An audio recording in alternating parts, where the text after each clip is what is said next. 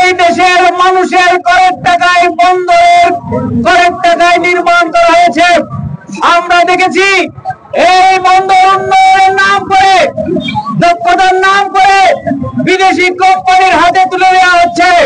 কিন্তু আমরা দেখছি গত 2 দিন আগে প্রতিবেদন এসেছে, এই বছরে বাংলাদেশের এই চট্টগ্রাম বন্দর প্রায় 21 ভাগ বেশি এইবার আয় করেছে।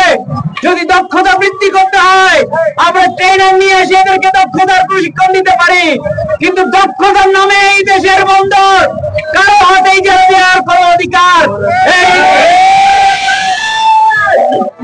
আপনাদের 3টা কাজ ছিল, বিচার করা, আপনারা সেটা করছেন। আপনাদের কাজ ছিল সংস্কার করা। বন্দরে আপনারা কি সংস্কার করেছেন? আমরা কিচ্ছু দেখি নাই। সংস্কারের নাম করে এই বন্দর বিদেশিদের হাতে দিলে এই চট্টগ্রাম সহ সারা বাংলাদেশে আগুন জ্বলবে। এই বন্দর কোনোভাবেই বিদেশিদের হাতে দিব না। এনসিপি এবং সিজিপি কোনোভাবেই বিদেশিদের হাতে আমরা দিতে দিব না। আমাদের শরীরে 1 বিন্দু রক্ত আছে। আমরা 40 ঘন্টার আলটিমেটাম দিচ্ছি। আগামী 40 ঘন্টার মধ্যে যদি আপনারা সিদ্ধান্ত এবং চুক্তি বাতিল না করেন, আমরা 20 তারিখে সাংবাদিক সম্মেলন করে পরবর্তী কর্মসূচির ঘোষণা করব। প্রয়োজনে এই বন্দর, এই দেশ রক্ষার জন্য হরতাল, অবরোধ এই দেশের স্বার্থে এই বন্দর শ্রমিকেরা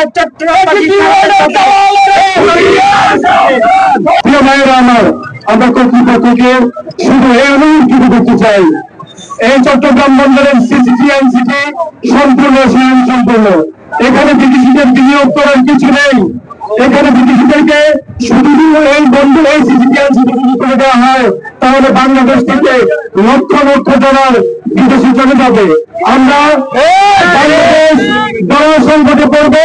আপনাদের কাছে অনুরোধ জানাচ্ছি ভাইয়েরা আমার, সরকারের কাছে অনুরোধ জানাবো, কোনদিনও বিরতি জানাই আপনারা চট্টগ্রাম বন্দরের সিসিটিএনসিটিকে বিদেশিদের হাতে তুলে না দেওয়ার জন্য আমরা কোনদিনও অনুরোধ জানাচ্ছি।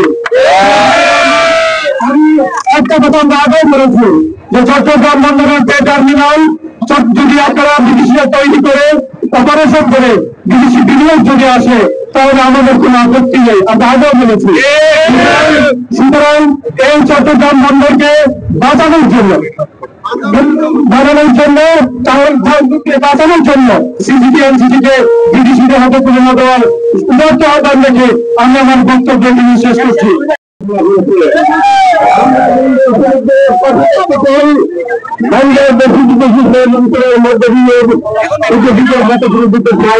আমরা এই